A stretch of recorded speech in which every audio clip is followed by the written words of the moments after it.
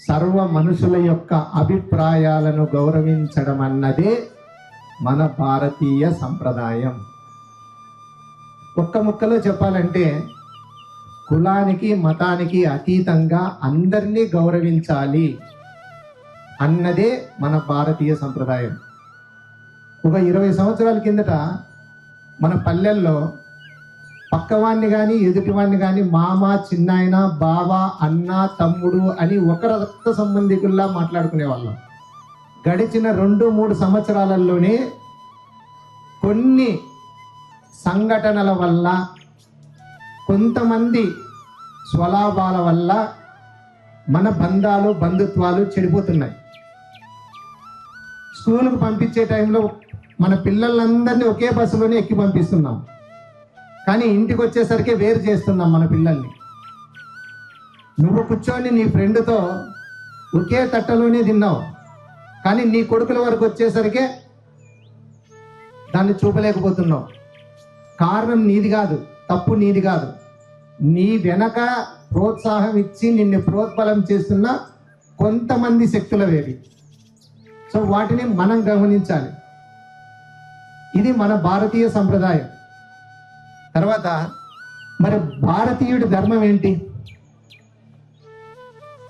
భారతీయుడి ధర్మం అసలు ఎవరు భారతీయుడు అని అంటే, సినిమాలో కమల్ హాసన్ భారతీయుడు 1, భారతీయుడు 2,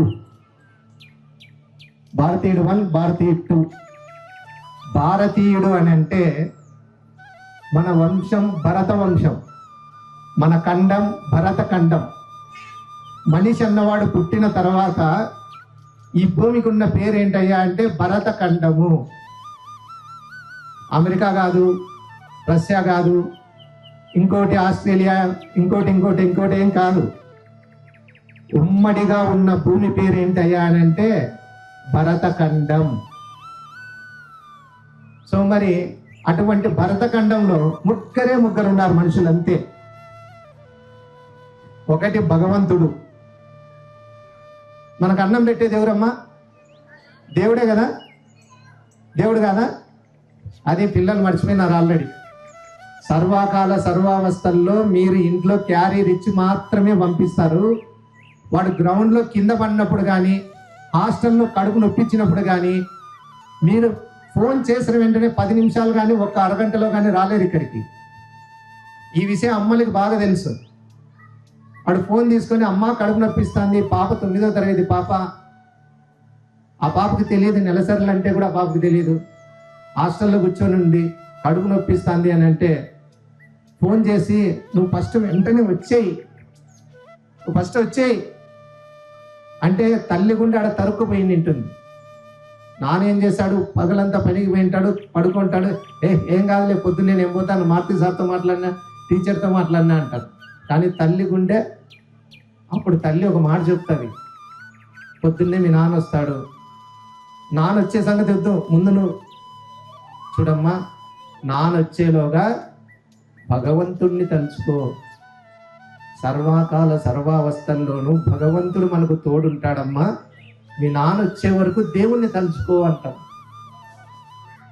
ఆ దైవత్వాన్ని పిల్లల్లో అస్సలు నేర్పడం లేదు మనం. గుండెల మీద చేసుకొని చెప్పండి. నోటి మాట కాదు చెప్పాల్సిందేది, వాళ్ళ గుండెల్లో ధైర్యాన్ని నింపాలి.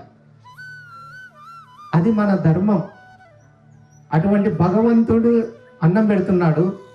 మరి అటువంటి భగవంతుని తర్వాత అన్నం పెడుతున్నది ఎవరయ్యా అంటే రైతు. మనమేం టౌన్లలో పుట్టి పెరిగి వచ్చిన వాళ్ళం కాదు, రైతులం. సో అంటే దేశానికి అన్నం పెడుతున్నవాడు రైతు, దేశాన్ని కాపాడుతున్నవాడు సైనికుడు. రైతుకి సైనికుడికి ఏం తేడా లేదు.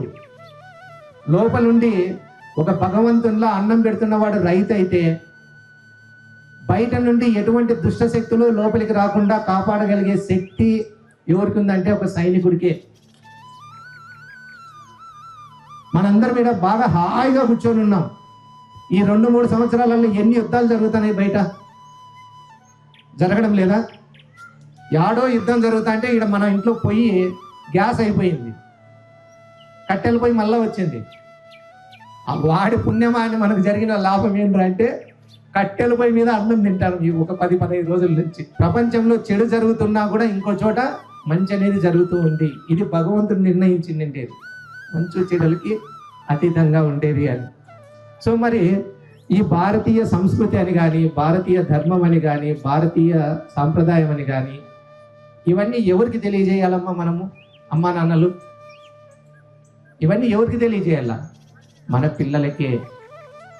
ఎందుకు? ఇందాకే సార్ చెప్పాడు, మారుతి సార్, నేటి బాలలే రేపటి పౌరులు, నేటి మన పిల్లలే రేపటి దేశానికి సైనికులు, సంరక్షకులు, పాలకులు. సో వారి కోసము మనం వారికి తెలియచేయాలి. మరి ఇటువంటి తెలియజేయాల్సిన బాధ్యత ఎవరిది? ఎవరిదమ్మా? మనదే, అమ్మా నాన్నలదా? చెప్పండి. పిల్లలకి మంచి చెడు సంస్కారం నేర్పాల్సిందేది ఎవరయ్యా అంటే మొట్టమొదట తల్లిదండ్రులదే. సంస్కారం తల్లిదండ్రులు నేర్పు పంపితే స్కూల్లో ఆ సంస్కారానికి వన్నె తెస్తారు గురువులు. సో ఇందాక సార్ చెప్పాడు, మనం అనుకుంటున్నాం సంస్కారం అనేది ఎక్కడ పడుతుంది అంటే ఫస్ట్ ఆఫ్ ఆల్ తినే అన్నంలో కనబడుతుంది. తినే అన్నంలో ఆహారాన్ని వేస్ట్ చేయకుండా, అడ్డమైన ఆహారాన్ని తినకోకుండా ఉన్నప్పుడే మన భూమిని, మన రైతుని, మన భగవంతుని గౌరవించినట్లు. పిల్లలకి ఆహారం పెడుతున్నాం, వాడు ఏది అడిగితే అది ఇచ్చేస్తాను.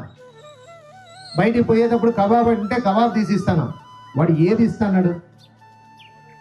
సో ఇదంతా తల్లిదండ్రుల బాధ్యతే. ఏది పెడుతున్నాము, ఏది చేస్తున్నాము అన్న విషయాన్ని కూడా తెలియజేసేది మనమే. భగవద్గీతలో కూడా భగవంతుడు అదే చెప్తాడు, యుక్తాహార విహారస్య యుక్త చేష్టస్య కర్మచ అని. అటువంటి భగవద్గీత శ్లోకాలని కూడా పిల్లలకి చదివిస్తున్నాను ఇప్పుడు.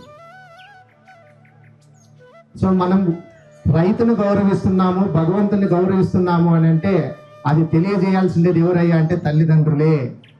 ఎందుకంటే శ్రేష్టమైన వ్యక్తి ఈ సృష్టిలో పిల్లలకి ఎవరూ లేరు, ఒక అమ్మా నాన్నలు తప్ప. అదే భగవద్గీతలో మాట చెప్తాడు, యద్యదాచరితే శ్రేష్ట సప్తదేవే ధనో జనహ అని. శ్రేష్టమైన వ్యక్తి దేన్ని ఆచరిస్తాడో సామాన్యుడు దాన్ని అనుసరిస్తాడు అని. మీరు శ్రేష్టమైన వ్యక్తులు అనుకోండి, నీ పిల్లలు శ్రేష్టమైన విషయాలని తెలుసుకుంటారు. మీ పిల్లాడు బజార్లో ఏడో వచ్చేటప్పుడు 9వ తరగతి పిల్లోడు, 10వ తరగతి పిల్లోడు ఆడ బీడీ బంకు కాడో లేదంటే ఇంకొక బంకు కాడో ఉన్నాడు అంటే ఇంటికి వస్తానే కొరడా తీసుకుని, కొరడాలు లేవనుకోండి, మన దగ్గర చాలకాలు ఉన్నాయి, కట్టెలు ఉన్నాయి, దాంతో కొడుతున్నప్పుడు ఒక్కసారి వాడు కానీ ఏదైనా క్వశ్చన్ చేశాడు అనుకో, మళ్ళీ నిన్న కూడా నువ్వు కూర్చోంటివి ఆడ, నువ్వు కూడా బీడీ తాగుతాంటివే అని అంటే ఆయన శ్రేష్టమైన తండ్రి కాదండి. దయచేసి మేము కూడా పల్లెల్లోనే పుట్టి చదువుకొని ఉద్యోగాలు చేస్తూ ఈ కార్యక్రమాలు లేకొచ్చినాం అన్నమాట.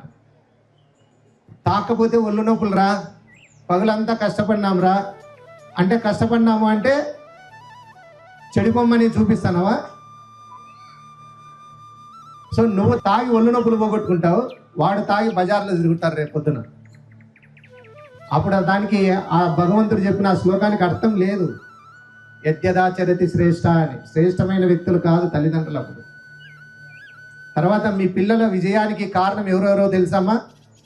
తల్లి, తండ్రి, ఇంకొకరు గురువు. గురువు అనేవాడు ఎలా ఉంటాడంటే గుడి ముందర మెట్లలా ఉంటాడు. గురువు అన్నవాడు ఎలా ఉంటాడు చెప్పండి గట్టిగా? గుడి ముందర మెట్లలా ఉంటాడు. ఎందుకంటే గుడికి ఆ భగవంతునికి మధ్య దారిని సుగమనం చేసేవాడే గురువు అంటే. ఎవరు లేదంటే భగవంతుడు ఎవరు? ఈ మెట్లు లేకపోతే అక్కడి వరకు పోలేం మనం. తర్వాత మనం ఏదైనా ఒక విజయాన్ని, ఈ బిల్డింగ్ ఉందమ్మా, ఈ బిల్డింగ్ ఎక్కాలంటే నిచ్చెన వేయాలి. నిచ్చెనకి ఎన్ని కట్టెలు ఉంటాయి? జంపు కట్టెలు 2. అవునా? ఆ విద్యార్థి, నీ కొడుకు అన్నవాడు ఆ పైన విజయాన్ని పొందాలి అంటే తల్లి ఒక కట్టెలా నిలబడాలి, తండ్రి ఒక కట్టెలా నిలబడాలి, గురువులు అన్న వాళ్ళు అడ్డకర్రల్లా నిల్చోవాలి. ఇక్కడ చదువుకున్న వాళ్ళు ఎవరన్నా ఉన్నారా? తల్లిదండ్రులు చదువుకున్న వాళ్ళు ఉన్నారు. మనం లెక్కలు చెప్పేటప్పుడు పిల్లలకి a+b² అంటాం. a+b² అంటే విద్యార్థి విజయం. a+b² అంటే ఏమిటంటే మీనింగ్ విద్యార్థి విజయం. ఆ విద్యార్థి విజయానికి ఎవరెవరయ్యా కారణం అంటే ఎవరైనా చెప్తారా? a+b² = a² + b² + 2ab. ఒక a² అంటే మీ అమ్మ, ప్లస్ b² అంటే మీ నాయన, ప్లస్ 2ab అంటే గురువు, స్క్వేర్ 2 అంటే పైన భగవంతుడు. ఒక విద్యార్థి విజయానికి ఎవరయ్యా కారణం అంటే తల్లి, తండ్రి, గురువు, దైవం. సో మరి దేహం ఇచ్చినది తల్లిదండ్రులు, ఆత్మనిచ్చినది భగవంతుడు. మరి ఈ దేహాన్ని, ఆ ఆత్మని జ్ఞానం అనే మంచినీళ్ళతో కడిగి మీ పిల్లల్ని కడిగిన ముత్యంలా సమాజానికి అందించేవాడే నిజమైన గురువు. ఒక చిన్న మాట చెప్తానండి. అమ్మాయి చాలా ఎర్రగా బొద్దుగా ఉంది, ఇదంతా ఎర్రగా కనబడింది, కందిపోయింది. లిప్స్టిక్ పడితే ఎలా ఉంటుందో అలా చెంప ఎర్రగా అయిపోయింది. తల్లి ప్రేమ పొంగిపోయింది. నాయన ఇంటికి వచ్చినాడు. వస్తానే తల్లి అన్నది, నువ్వు పోతావా నన్ను పొమ్మంటావా వీడికి స్కూల్లోకి? నువ్వు పోతావా నన్ను పొమ్మంటావా ఏంటికి? చూడు కందిపోయింది నా బిడ్డ ఎర్రగా. మన ఫోటో తీసిందంటే తెల్లగా బుగ్గలు చూడు ఎలా ఉన్నాయో, అట్లాంటి బుగ్గ మీద కొట్టింది. మనిషా పశువా? ఈయనకి తిక్కబడుతుంది. దీంతో ఎందుకురా మాటలు, సర్లే పొద్దున్నే పోతానా అంటాడు. పొద్దున్నే బస్సులో పంపించకుండా బండ్లో ఎక్కించుకొని వస్తాడు వెనక. ఈ వచ్చేసరికి ఆ స్టూడెంట్కి వాళ్ళ నాన్న ఏం చెప్తుంటాడంటే, నువ్వు చక్కగా క్లాస్ రూమ్ లేకపోమ్మా, చెప్తా నేను. ఆ సారా టీచర్ కొట్టిండేది. నేను సార్కి చెప్తావానికి చెప్పి బాగా ఈరోజు వాడిని అది చేస్తా ఇది చేస్తా అని చెప్పేసి ఇంటి దగ్గర నుంచి ఇదో ఈడి వరకు ఇక్కడ పెట్టి ఆ పిల్లని క్లాస్ రూమ్లో పంపిస్తాడు స్టూడెంట్ని. ఆయన అక్కడి నుంచి ఆడిపోతాడు ఆఫీస్ రూమ్లోకి. పోతానే ఇంకా లోపలికి పోకముందే బటన్ పెట్టుకుంటాడు. ఇట్లా పంచ పైకి కట్టుకుంటే కిందికి అనుకుంటాడు. లోపలికి పోయి నమస్తే సార్, ఏంటి పెట్టి బాగున్నావా అని వింటాడు. బాగున్నాను సార్ అని. ఇట్లా వచ్చినావా అని. ఏం చేస్తాం సార్, ఇంట్లో దాని పుట్టుకు ఎక్కువ అయిపోయింది అంటే. ఏమంటే పాపని ఎవరో టీచర్ కొట్టిందండి సార్ స్టూడెంట్ని, బుక్ అంతా ఎర్రగా అయిపోయింది. పాపం తల్లి ప్రేమ కదా సార్, కొంత అరిసింది. నేను ఒక మాట చెప్దామని వచ్చినాను అని. ఏదో ఒక మాట చెప్దామని లోపల సన్నగా అన్నాడు. కానీ ఇంటి దగ్గర నుంచి స్కూల్కి వచ్చే వరకు ఎన్ని చెప్పినాడు? ఐవారు అట్లా, టీచర్ అట్లా, దానికి నేను చెప్తా, వానికి అట్లా చెప్తా అని ఆ పిల్లవాడికి ఎన్నెన్ని చెప్పుకుంటా విషయం నూరు పెట్టాడు అక్కడ. ఆ గురువు మీద ద్వేషాన్ని కలిగించి ఆయన పక్కకేమో ఆయన తప్పుకున్నాడు. ఆ లోపల ఇంకా 2 మాటలు అనేసరికి, సరే సార్ కొంచెం చూసుకొని కొట్టద్దని చెప్పు సార్ అని చెప్పేసి ఆయన బయటికి వెళ్ళిపోయినాడు. ఈయన ఆఫీస్ రూమ్లో నుంచి బయటికి వెళ్ళిపోయినాడు. కానీ ఆ లోపలికి వెళ్ళిన స్టూడెంట్ మాత్రము పక్కన కూర్చుండే ఫ్రెండ్స్ దగ్గర, మా నాయన ఈరోజు ఆ టీచర్ గురించి చెప్పినారా, ఇంకా చూడు ఆ టీచర్ నన్ను ఏమన్నా అనల్లా, నేను మళ్ళీ మా నాయన్ని పిలుచుకొస్తాను. లోపలికి వచ్చిన వెంటనే ఐవారు లోపలికి వస్తాడు. అందరు good morning sir, good morning madam అనేసరికి వీడు మాత్రం ఏమనింటారు ఈ స్టూడెంట్. ఎందుకు? ఆల్రెడీ తాలింపులు అయిపోయినాయి ఈ సార్కి. కానీ ఆ సార్కి తెలియదు వీడు ఇట్లా బ్రష్ పట్టిపోతాడు, ఇంకా వాళ్ళ నాయన కానీ వాళ్ళ అమ్మ కానీ ఇత్తనం వేసినారు అని. ఆ వేసిన ఇత్తనము చెడుపైపోయి ఆ 3వ తరగతి 4వ తరగతి నుంచి వేసిన ఇత్తనం 9వ తరగతికి వచ్చేసరికి అది మిమ్మల్ని గుచ్చి గుచ్చి గుచ్చి గుచ్చి చంపుతుంటుంది. అది గురువుకు నువ్వు ఇచ్చిందే విలువ, నువ్వు చూపించిన గురువు. ఎంతమంది తల్లిదండ్రులు ఇక్కడ ఉన్నారమ్మా? పుట్టినరోజులు అందరికీ జరుపుతాం కదా. ఆ పుట్టినరోజు జరిపినప్పుడు నాకు కాళ్ళకు ముక్కు అని మీరేమో అడుగుతున్నారు గొప్పగా. స్కూల్లోకి వెళ్ళి మీ అయ్యవారికి కాళ్ళకు ముక్కోండి అని ఎంతమంది తల్లిదండ్రులు చెప్పారో చేతులు ఎత్తండి. ఒక్కరు. చేతులు ఎత్తడానికి మొహమాటం అని అనుకోవద్దండి స్వామి, ఉన్న వాస్తవం ఇది. 35 మార్కులు వస్తే నీ కొడుకు పాస్ అయిపోతాడు. పాస్ మార్కులు ఎన్ని అబ్బాయి? 35. 35 మార్కులు వస్తే నీ కొడుకు పాస్ అవుతాడు. 6వ తరగతి నుంచి 7వ తరగతికి వెళ్ళిపోతాడు. అదే 90 మార్కులు వచ్చాయనుకోండి, మీ సెల్ ఫోన్లో స్టేటస్లో అన్ని, మీ సెల్ ఫోన్ స్టేటస్లలో మా వానికి 600కి 590 మెసేజ్లు బాయ్, ఫోన్లు బాయ్, స్వీట్స్ బాయ్ అన్నీ పెడతారు. కానీ 600కి 590 మార్కులు వచ్చినప్పుడు మీరు సంతోషపడ్డారు. 100కే తీసుకుందాం. 100 మార్కులకి 35 మార్కులు వస్తే నీ కొడుకు పాస్ అయిపోయినాడు. దానికి 60 మార్కులు కలిపితే 95 మార్కులు వస్తే ఊరంతా గొప్ప చెప్పుకున్నాం. కానీ అది నీ అల్ప సంతోషం. కానీ గురువు అన్నవాడు స్కూళ్ళలో టీచర్ కానీ కరస్పాండెంట్ కానీ ఆ ఒక్క విద్యార్థికి 95 మార్కులు వచ్చినాయే, సంవత్సరం పొడవునా ఆ టీచర్ కడుపు నొప్పి కావచ్చు, కాళ్ళు నొప్పి కావచ్చు, నిల్చొని పాఠాలు చెప్తే ఆ మిగిలిన 5 మార్కులు పోయినాయే నా బిడ్డకి అని ఆ గురువు బాధపడతాడు. అది గురువు యొక్క గొప్పతనం. సో మరి ఆ తల్లి, తండ్రి, గురువు, దైవం అనే తత్వం ఎక్కడి నుంచి ఎవరు నేర్పాలి అంటే తల్లిదండ్రులే నేర్పాలి. మరి అటువంటి తల్లిదండ్రులకి ఎక్కడి నుంచి వస్తాయంటే శాస్త్రాలు అనేది చాలా ప్రధానం. ఆ శాస్త్ర గ్రంథాలని ఎప్పుడైతే మనం గౌరవిస్తామో, వారి వారి సంప్రదాయాలను బట్టి, మతాలని బట్టి కాదమ్మా, ఇప్పుడు బాగా గుర్తుపెట్టుకోండి, వారి వారి సంప్రదాయాలని బట్టి, వారి సంప్రదాయము ఎండైనా వానైనా చలైనా గాలైనా అక్కగారు బుర్కా కట్టుకుని ఉన్నారు. కారణం వాళ్ళ సంప్రదాయ గ్రంథము వాళ్ళకి అది నేర్పింది. మరి నీ సంప్రదాయ గ్రంథం నీకేం నేర్పుతుంది? భారతదేశము నా మాతృభూమి, భారతీయులందరూ నా సహోదరులు అని పెనబర్తి వెంకట సుబ్బారావు గారు అని ఒక ఆయన ప్రతిజ్ఞ రాసినాడు. ఆయన అందులో చేసిన చిన్న మిస్టేక్ ఏంటో తెలుసా? భారతదేశము నా మాతృభూమి, భారతీయులందరూ నా సహోదరులు అన్నారే కానీ నా సహోదరీమణులు అనలేదు అన్న పాయింట్ని అడ్డమైనోడు కూడా తీసుకుంటున్నాడు. మన శాస్త్రాలు ఎలా చెప్తున్నాయి అని అంటే, చాలా మంది భగవద్గీత పుస్తకాన్ని చూస్తారు కదా, ఏమేం కనపడతాయంటే భగవద్గీత పుస్తకాన్ని చూసినప్పుడు కృష్ణుడు, అర్జునుడు కనపడతారు. కృష్ణుడు అంటే దేవుడు అంట, అర్జునుడు కూడా ఒక దేవుడు అంట. అది చూసే నీ దృష్టికి అది మతం కనపడుతుంది. కానీ ఆ పుస్తకం మీద కృష్ణుడు అంటే ఒక గురువు అని, అర్జునుడు అంటే ఒక శిష్యుడని, కృష్ణుడు అంటే ఒక తండ్రి అని, అర్జునుడు అంటే ఒక బిడ్డ అని, కృష్ణుడు అంటే ఒక స్నేహితుడని, ఒక స్నేహితునికి హితోపదేశం చేస్తున్నారనేసి ఎంతమంది తెలుసుకుంటున్నారు చెప్పండి. సో మన భారతీయ సంస్కృతి ఇదే.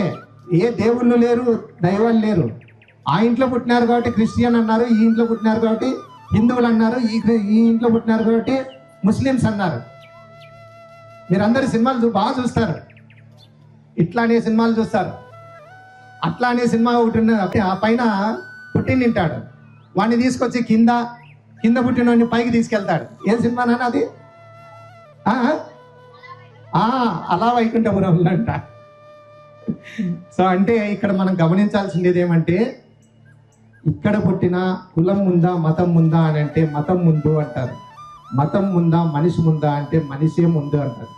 సో అటువంటి మనిషి అన్నవాడు ఏ కులంలో పుట్టినాడు, ఏ మతంలో పుట్టినాడు అనేది కాదు ముఖ్యం. సో మనిషి అన్నవాడికి మూతి, ముక్కు, కళ్ళు, ఇంద్రియాలు ఉన్నాయి. సో అటువంటి ఇంద్రియాలను నిగ్రహించుకొని మనసును స్థిరంగా ఉంచుకొని బుద్ధితో నువ్వు చేయవలసిన పని ఏదైతే ఉందో దాన్ని చేయమని చెప్పేదే భగవతత్వం. ఫైనల్గా తల్లిదండ్రులకి, పిల్లలకి చెప్తున్నది ఏమంటే, ఎల్కేజీ నుంచి 10th క్లాస్ వరకు సెన్స్ ఆఫ్ ఆర్గాన్స్ అనేవి ఒకటి ఉన్నాయి. సెన్స్ ఆఫ్ ఆర్గాన్స్ కళ్ళు, చెవులు, ముక్కు, నాలుక, చర్మం. ఇది మన పిల్లల్ని స్కూల్లో చేర్చినప్పుడు చెప్పే రైమింగ్స్. తర్వాత తల్లిదండ్రులు కూడా గమనించండి, 8వ తరగతి 9వ తరగతి 10వ తరగతిలో కూడా కన్ను బొమ్మ, చెవి బొమ్మ, చర్మం బొమ్మ 10 మార్కులు ఇస్తున్నారు సైన్స్ లో. ఎందుకు? మూతి ముక్కు నేర్పడానికి 18,000 20,000 కట్టి స్కూల్లోకి రావాలన్నా? అంటే ఇంద్రియాలు అనేటివి జ్ఞానేంద్రియాలు. ఆ ఇంద్రియాలని కంట్రోల్ చేసుకోగలిగితేనే పెళ్ళాం బంగారాన్ని చూస్తుంది, మొగుడు బైక్ చూస్తాడు. ఇంద్రియాలే, కన్లే. ఇంద్రియాలను ఎవడైతే నిగ్రహించుకుంటాడో వాని మనసు స్థిరపడుతుంది. ఆ స్థిరపడినప్పుడు బుద్ధితో తాను చేయవలసిన ధర్మం ఏదైతే ఉందో దాన్ని చేయమని చెప్పేదే భగవతత్వం. విద్యార్థికి అయితే చదువు ధర్మం, తల్లిదండ్రులకైతే కుటుంబ పోషణ ధర్మం, గురువులకైతే విద్యాన్ని అందించడం ధర్మం, రాజకీయ నాయకునికైతే సుపరిపాలన అందించడము ధర్మం. ఎవరి ధర్మాన్ని వారు చక్కగా చెయ్యని తెలియజేసేది భగవతత్వం. అటువంటి భగవంతుడు చెప్పిన మాటను, భగవద్గీతని గత 2 సంవత్సరాల నుంచి పిల్లలకి ఇస్తున్నాము. బడిలో భగవద్గీత అనే కార్యక్రమం ద్వారా ఈ పిల్లలందరూ ఈ 2 ఏళ్లలో మీకు తెలుసో తెలియదో మీరు అందించాల్సిన శాస్త్ర గ్రంథాన్ని భగవంతుడే వచ్చి భగవంతుని ద్వారా భగవంతుని పిల్లలైన దేవుళ్ళ లాంటి పిల్లలకి అవి అందించారు. కనీసం మీరు మీ ఇళ్లలో కూడా ఆ పుస్తకాలను చూడండి. అమ్మ, కుల మతాలకు అతీతమైనదే భగవతత్వం. ఇంద్రియాలని నిగ్రహించి మనసును స్థిరంగా ఉంచుకొని బుద్ధితో నువ్వు చేయవలసిన పని ఏదైతే ఉందో దాన్ని తెలియజేసేదే భగవద్గీత. ఇంకంతకు మించి 700 శ్లోకాల సారాంశం ఇదే. కాబట్టి మీ పిల్లల యొక్క ధర్మాన్ని, మీ యొక్క ధర్మాన్ని నిక్కచ్చితంగా పాటిస్తేనే నేటి పాలలే రేపటి పౌరులు అవుతారు. వీళ్ళకి తెలియజేయండి ఏ ఆహారం పెట్టాలా, ఏ ఆహారం పెట్టకూడదు, ఎవరిని గౌరవించాలి, ఎవరిని గౌరవించకూడదు. సో ఈ చిన్న చిన్న సంస్కారం తల్లిదండ్రులు మొదట చెప్పినట్లే సంస్కారం అనేది తల్లిదండ్రులు నేర్పాలి. ఆ సంస్కారానికి వన్య గురువులు తెస్తారు. ఆ తర్వాత భగవంతుడు వాళ్ళని చల్లగా చూస్తాడు. సో కాబట్టి నాకు ఈ అవకాశాన్ని ఇచ్చిన ఈ స్కూల్ యాజమాన్యము మరియు ఉపాధ్యాయులకు ఇంతసేపు ఓపికగా దీన్ని విన్నందుకు మీ అందరికీ మరొకసారి నా హృదయపూర్వక కృతజ్ఞతలు తెలియజేసుకుంటూ, ఇక్కడ కొంతమంది చెప్పలేదు. మేము రామకృష్ణ అంటే ఏం చెప్పామో తెలుసా? పిల్లలు బాగా చెప్తారు. రామా పెదాలు ఏమయ్యాయినా కలిసాయా విడిపోయాయా? ఒకసారి మీ అమ్మ అనండి. కలిసాయా విడిపోయాయా? రామ అంటే సంస్కృతంలో అమ్మ అని అర్థం. వాళ్ళు ఏ కులంలో పుట్టినా కూడా అమ్మ అంటే సంస్కృతంలో రామ. నాన్న అనండి. మీ నాన్న అన్నారు కానీ డాడీ అంటారు. డాడీ అనండి. పెదాలు కలుసుకున్నాయా విడిపోయాయా? డాడీ. నాన్న అంటే బాధ్యత అని అర్థం. ఆ బాధ్యతకి సంస్కృతంలో పేరు కృష్ణ. మేము చెప్పేది సర్వకాల సర్వావస్థల్లోనూ అమ్మ నాన్న, రామ కృష్ణ. కాబట్టి అమ్మ నాన్నలు మీ దగ్గర ఉండకపోవచ్చు, కానీ ఎప్పుడు మీ గుండెల్లో మీ పక్కనే నిత్యం పిల్లలు అమ్మా నాన్నల్ని తలుచుకున్నట్లే ఒకసారి గట్టిగా Hare Krishna Hare Krishna Hare Krishna Hare Krishna Krishna Krishna Krishna Krishna Hare Hare Hare Hare Hare Rama Hare Rama Hare Rama Hare Rama Rama Rama Rama Rama Hare Hare Hare Hare. Thank you so much గౌరవ హరిదాస్ గారు. చాలా అద్భుతమైనటువంటి మాటలు ఇచ్చినటువంటి యొక్క సందేశం గౌరవ కరెస్పాండెంట్ గారు రామకృష్ణ గారు చెప్పిన విధంగా గౌరవ హరిదాస్ గారికి చిన్న సత్కార సన్మాన కార్యక్రమం అందరూ కూడా గట్టిగా చప్పట్లు కొట్టాలి.